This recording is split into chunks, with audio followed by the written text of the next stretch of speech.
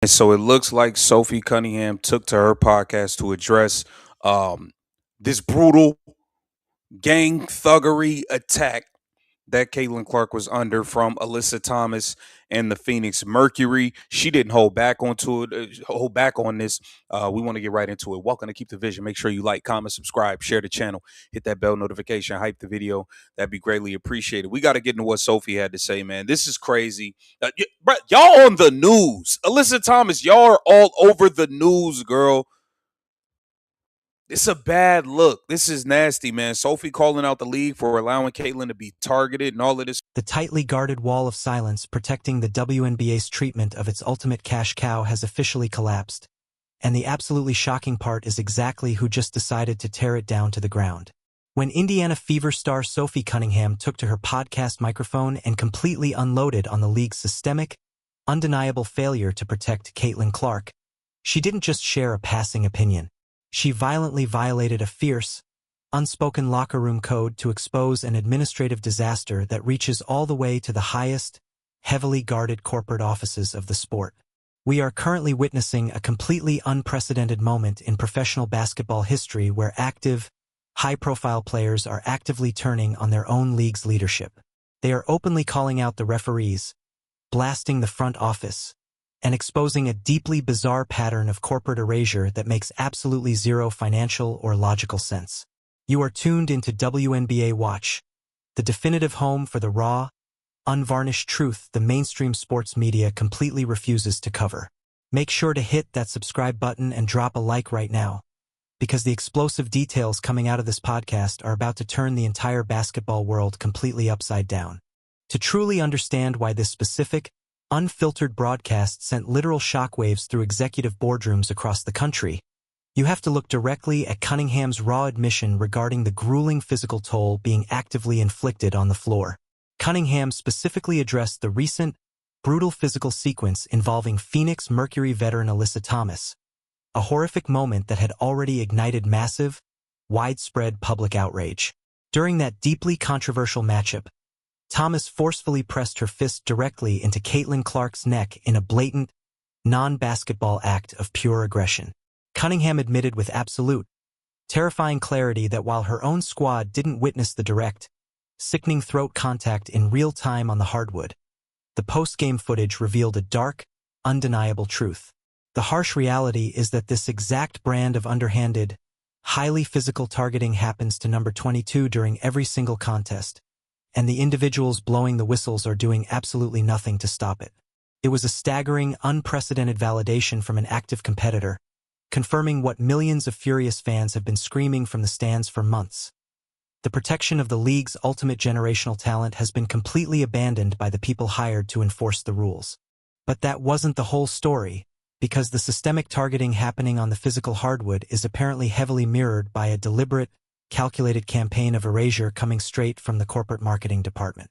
The podcast shifted directly into a scorching, unapologetic critique of the WNBA's brand new, highly anticipated 30-year commemorative promotional rollout. In a move that completely defied all known laws of corporate logic and basic marketing, league executives dropped a massive celebratory poster featuring various star players from across the association, including Cunningham herself.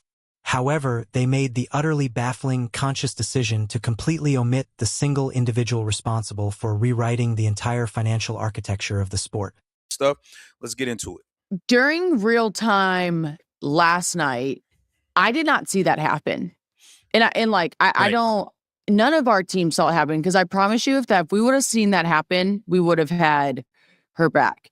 Unfortunately, this type of shit happens every single game to her, and the league and the refs do absolutely nothing about it. That's the problem right there. They do nothing. They turned a blind eye to it. They act like they don't even see it. It's ridiculous. And then to throw a measly 1-game suspension, that girl should have been suspended for 5 to 7 games minimum. Minimum. It's been a minute since you got fined on this podcast. I have, but They erased Caitlin Clark. Cunningham didn't hide behind media-trained, diplomatic PR answers. She flatly and aggressively labeled the executive decision as completely stupid and bizarre. She fiercely refused to let corporate suits use her image as a convenient marketing pawn to systematically minimize the massive, undeniable impact of the game's ultimate global draw. When an active athlete featured on a major historical campaign publicly calls her own league's campaign an absolute joke, you know the internal frustration has reached a boiling point that can no longer be contained. And what happened next would shock everyone, as the conversation shifted from simple marketing incompetence to a much more sinister, deeply psychological explanation behind the scenes.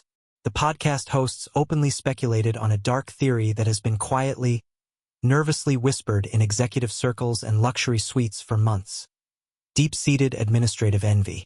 They raised the terrifying, entirely plausible possibility that league leadership, specifically pointing toward the office of Commissioner Kathy Engelbert, might actually harbor a strange, deeply unprofessional jealousy toward a player whose global face and cultural footprint have completely eclipsed anyone or anything the organization has ever managed to produce.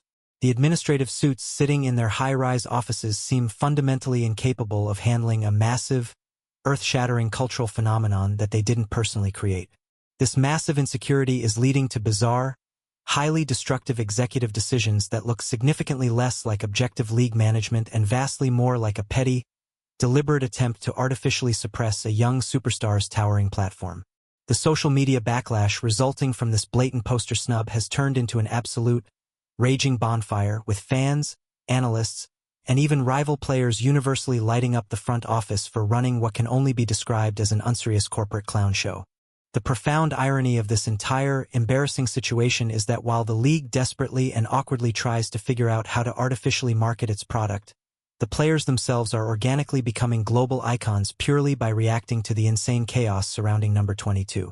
Cunningham took the opportunity to break down the fascinating, highly dramatic backstory behind the legendary, viral double-technical foul that recently shattered the internet and dominated sports algorithms. The entire intense incident began when an opposing player initiated extra, entirely unnecessary physical contact after a whistle had already blown the play dead. Yet, in a display of baffling officiating, the referees instantly and unfairly targeted Clark with a technical foul. Driven by pure, unadulterated competitive instinct and a fierce desire to protect her teammate, Cunningham marched directly up to the official to demand immediate accountability, loudly pointing out the blatant, highly visible double standard. When the referee snapped back with a hostile, aggressive warning about her hand gestures, Cunningham didn't say a single, solitary word. Instead, she locked eyes with the official and delivered a masterclass in silent, mocking defiance. That single, speechless, intensely highly charged interaction instantly exploded into a historic And like you see the videos of like literally kneeing and cheap shotting C in the throat. Like if she did that to any of our teammates, we'd be pissed. But like Yeah. they're definitely targeting her, and the league and the refs do nothing to protect her. That is the obvious. This has been blatant targeting since day one. Kathy Engelbert, well, where the hell are you? We ain't been able to find you since the CBA. Nafisa Collier blasted you. It's kind of like your ass been hiding under a rock ever since the CBA got done. Kathy, are you okay? Are you okay? Are you okay, Kathy? Where are you? that meme, racking up well over 100 million views virtually overnight and generating a massive, highly profitable wave of custom fan t-shirts and digital artwork. This viral explosion proves a massive, fundamental truth that the out-of-touch corporate office is completely, hopelessly blind to the massive global audience desperately craves authentic, unfiltered human drama, not sterile, highly manufactured, heavily focus-grouped PR campaigns. The fans want to see real loyalty, real frustration, and the raw emotion of competitors fighting for their space on the floor. But the intense physical hostility and the deep emotional exhaustion defining this historic season absolutely didn't materialize out of thin air. The dark roots of this systemic targeting trace directly back to a vanguard of historical bitterness that began simmering long before Clark ever put on a professional jersey or stepped onto a WNBA court. Legendary, highly decorated veterans and incredibly vocal retired icons began dropping subtle, deeply passive-aggressive slights, aggressively downplaying her collegiate achievements, and projecting a deep-seated, toxic resentment before draft night even arrived. This early, highly toxic environment set a deeply dangerous, unforgiving precedent across the entire association.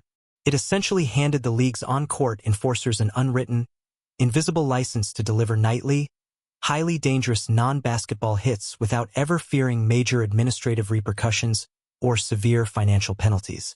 They knew the old guard would quietly applaud the aggression. The resulting fallout from this toxic culture has placed the executive leadership in a completely, utterly indefensible position on the global stage. By handing out a laughable, incredibly weak one-game suspension for a highly dangerous, intentionally targeted strike to a franchise player's neck, the front office has essentially confirmed every single worst fear of the fan base. They heavily value internal political optics and protecting veteran egos far more than they value basic player safety. The administrative heads have completely, catastrophically dropped the ball with their ultimate golden goose. They are actively allowing her to be physically battered on the court by rival enforcers and tactically isolated by rigid, unimaginative coaching strategies from within her very own organization. The entire WNBA leadership apparatus is currently facing an unprecedented, deeply humiliating crisis of confidence, as active, fiercely competitive players like Sophie Cunningham are now openly standing up to furiously defend the sport's absolute biggest asset from the gross incompetence of its own creators. The league desperately wanted a highly corporate, perfectly controllable product that they could neatly package for advertisers. But their incredibly petty, deeply insecure decisions have instead sparked an authentic, highly visible, and completely uncontrollable rebellion. Get down in the comments right now and let me know your absolute most honest thoughts. Is Sophie Cunningham completely right for boldly exposing the sheer incompetence of the front office? Or is the league's bizarre marketing strategy somehow justified in your eyes? Ensure you subscribe to the channel, keep your eyes permanently locked on the narrative, and I will see you in the very next breakdown.